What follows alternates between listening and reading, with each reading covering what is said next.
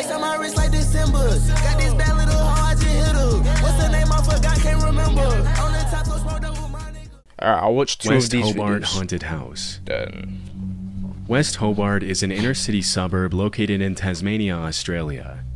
Over the years, dozens of allegations of supposed hauntings, ghost apparitions, and other paranormal activity have been made by tourists and residents of West Hobart.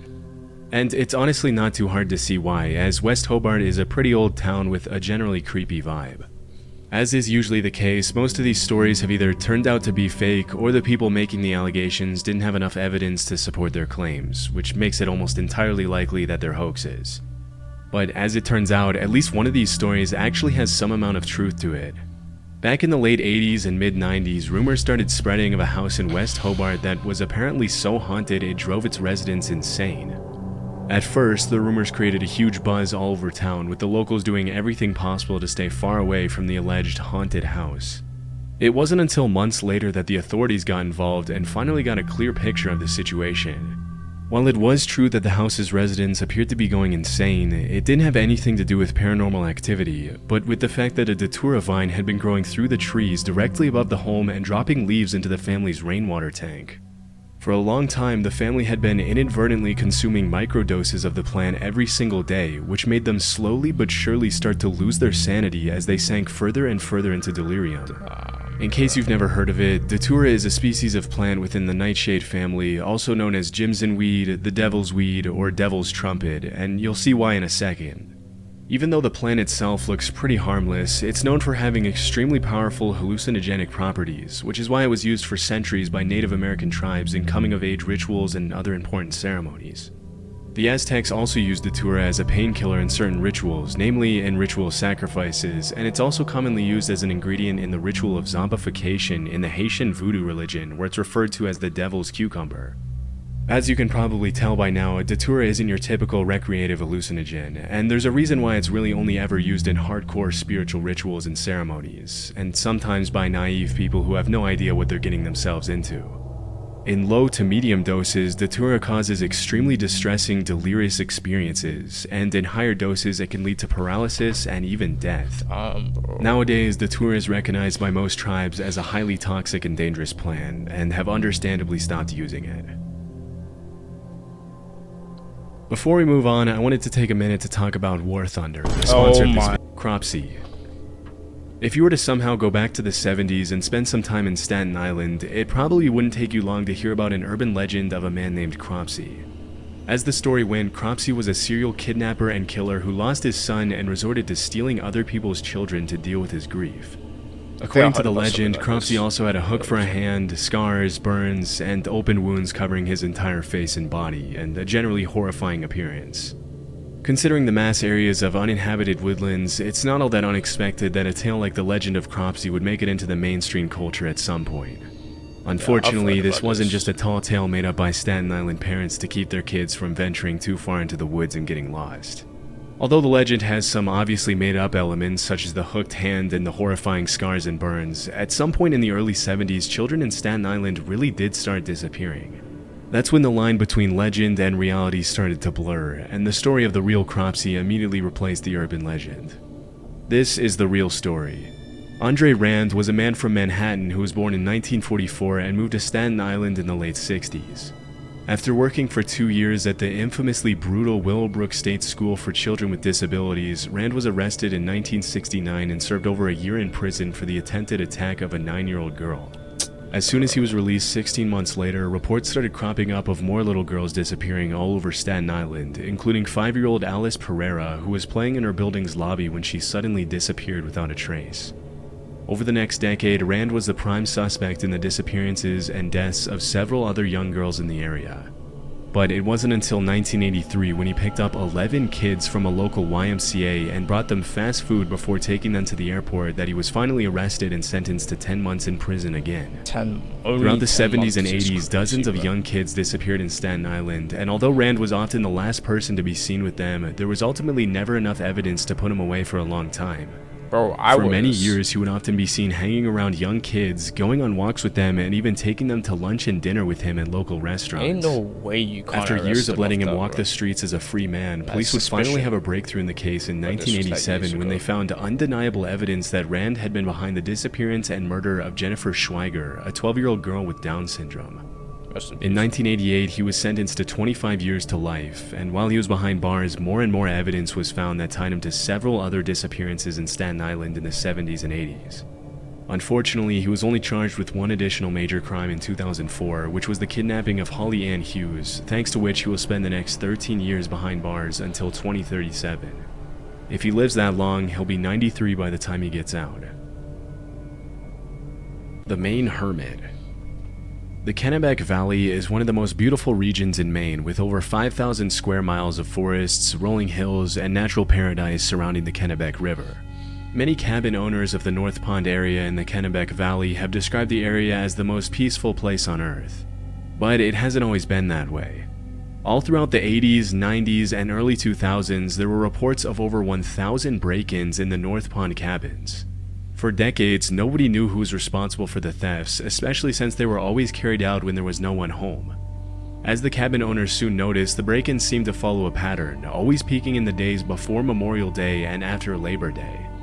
As for the stolen items themselves, they ranged from food, to cooking utensils, to books, to propane tanks, to toiletries of all kinds. In the absence of a concrete suspect, the locals eventually named the thief the North Pond Hermit, even though by this point there was nothing to suggest the break-ins were being carried out by a single person. Although it wasn't uncommon for groups of homeowners to venture out into the woods to try to find the North Pond Hermit, they never found a trace, which only added to the legend's mystery. One afternoon in 2002, 100 people attended a North Pond homeowners meeting, and when someone asked how many of them had suffered break-ins, almost all of them raised their hands. As you can probably guess, the North Pond Hermit quickly turned into somewhat of a boogeyman, with the legend frequently being shared over campfires in the area. For years, nobody thought that the person or people behind the break-ins would ever be found. But in April 2013, a man named Christopher Thomas Knight was arrested in the middle of the woods in the North Pond area by an officer who had made it his sole mission to bring the thief to justice. As soon as he was brought to the police station, the cops asked him why he wasn't answering any of their questions. At first, it seemed as though he was having trouble speaking, but eventually he responded that he was ashamed of himself. As it was later revealed, Christopher had been living out in the middle of the woods by himself in an unheated nylon tent, surviving only on the things he stole from nearby North Pond cabins. Shockingly, he had survived winter temperatures of 20 degrees below zero for years and hadn't been to a doctor or taken any medicine for 3 decades. What's most incredible about the hermit's story is that for the entire time he lived in the woods, he didn't have a single conversation with another human being, except for one time when he ran into a hiker and only said hi. Understandably, Chris had lost interest in keeping track of time, so when he was asked how long he had been in the woods by himself, he replied, since the Chernobyl nuclear meltdown, which took place in 1986. As investigators later found out, he was 20 years old when he decided to become a hermit, just a couple of years after high school, although he never gave the authorities a real reason why he decided to disappear. In all his years of isolation, he went to extreme lengths to preserve his privacy. He never lit fires, only moved at night, and hadn't had any kind of communication with the rest of society for more than half of his life. He'd never driven a car, sent an email, or even known what the internet was until his arrest. Interestingly, as the cops dug deeper and deeper into his story, they realized that his only real possessions were his glasses, which he had been wearing for 30 years and could even be seen in his Lawrence High School yearbook picture from 1984. Everything else, down to his underwear and jacket, had been stolen. After the investigation, Knight was sentenced to 7 months in prison, after which he once again disappeared. According to the cops, he's now living a quiet, peaceful life in rural Maine. Does he have a job? Bro, how is he living this life? Purple Aki. I guess we... Throughout the late 1980s and 90s, rumors of a massive bodybuilder called Purple Aki began to surface in the northwest of England. I've heard about this, haven't I? According to the allegations, Purple Aki would supposedly walk the streets of Liverpool hunting down young, muscular men and rugby players and oddly ask them if he would let them feel their muscles. If they complied, he would allegedly squeeze their muscles for much longer than was considered socially acceptable and would then ask them to perform squats so he could feel their quad muscles. Some teenagers reported that Purple Aki even went as far as to ask them to pose for him, and often offered exercise and nutrition advice for those who gave him the time.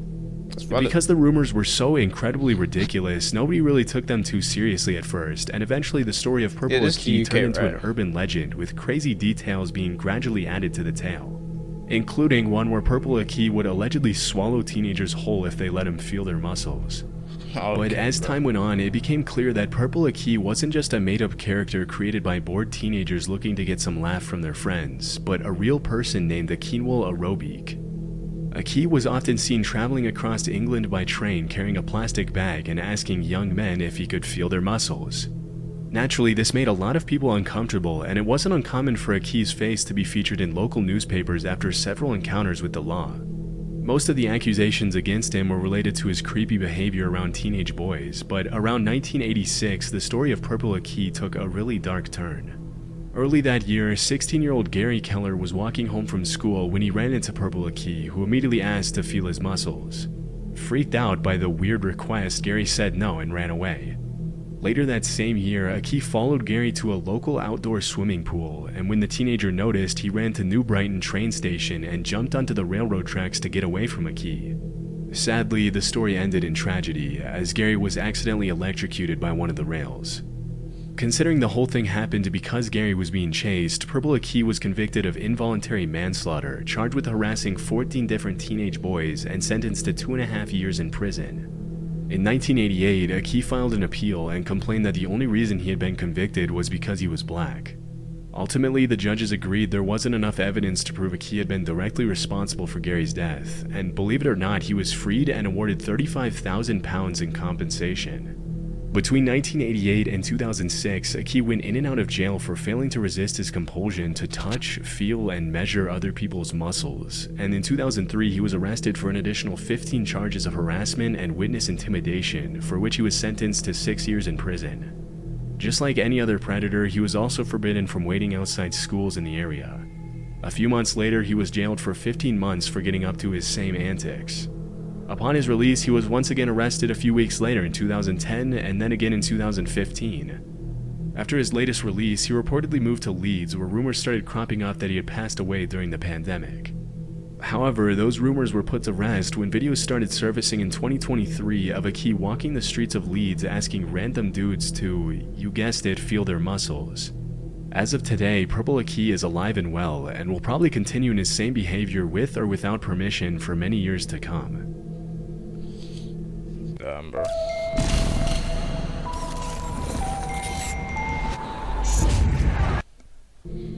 Loyon. According to a Swiss urban legend, people have allegedly been running into a mysterious human-like figure in the Fribourg forest in the western part of the country near the town of Mals since the early 2000s. Based on the dozens of allegations that surfaced over the years, the figure has been described as being around 6 feet tall and always wearing a vintage-looking gas mask covering his entire face, a boiler suit, and a cloak.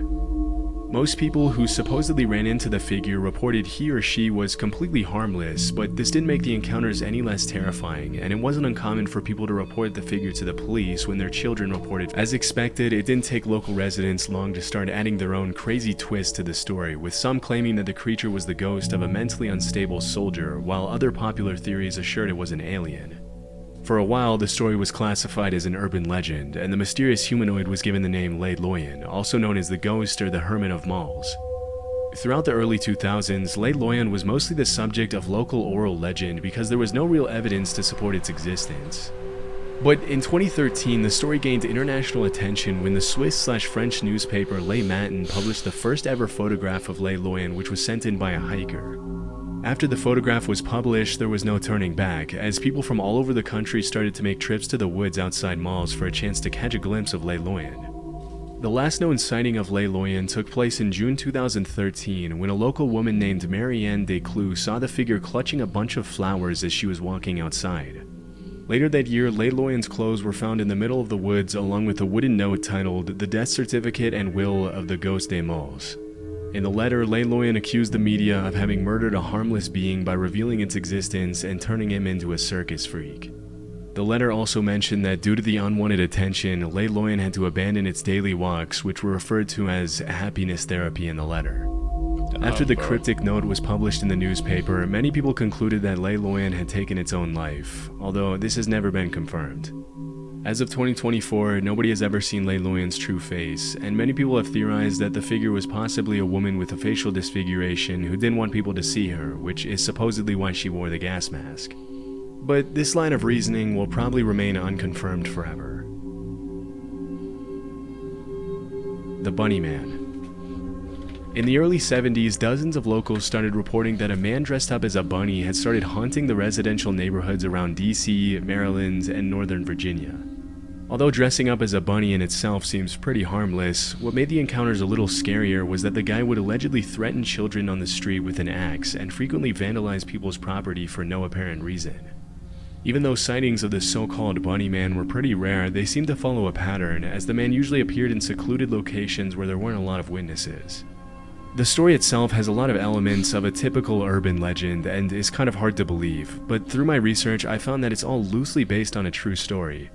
In 1970, a couple was parked in a driveway close to a bridge on Colchester Road in Fairfax County when suddenly a random guy appeared out of nowhere, yelled at them for allegedly trespassing, and threw a hatchet at their car.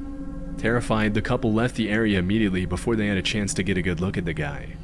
As they reported the incident to the police, they mentioned the guy had been dressed in light-colored clothing and may or may not have been wearing something white on his head.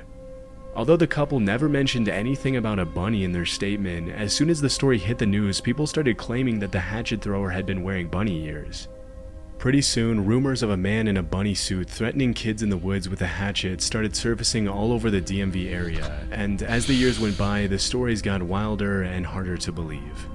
Over time, the legend of the Bunny Man has become pretty mainstream, with the bridge on Colchester Road even being renamed as Bunny Man Bridge. As of the uploading of this video, the legend has now been standardized and goes something like this. In 1904, there was allegedly an asylum close to the bridge on Colchester Road. As soon as it was built, a bunch of Fairfax County residents started complaining about the idea of having an asylum full of mental patients so close to their homes, so the authorities supposedly put all the patients in a bus and transferred them to a nearby prison. But on the way to the prison, the bus crashed and all the patients escaped. As the story goes, a few hours later the cops had successfully located and brought back all the patients except for one guy by the name of Douglas Griffin. This is where the legend gets a little weird. Allegedly, the fugitive patient hid in the woods from the authorities for weeks. As the days went by and the cops did everything to find him, rabbit corpses started to appear in the middle of the woods, which led everyone to believe Douglas was eating bunnies to stay alive. Then, one Halloween night, a group of kids were hanging out near the bridge on Colchester Road when they suddenly saw a blue orb flashing in midair. A second later, they were all strung up like bunnies hanging from the bridge.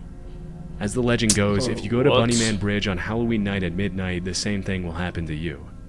Obviously, none of this is true, but it just goes to show how much of an impact the story of the Bunny Man has had on mainstream Virginia, DC, and Maryland culture. Nowadays, there's even Bunny Man t-shirts, a Bunny Man horror movie franchise, Bunny Man beer, and everything in between.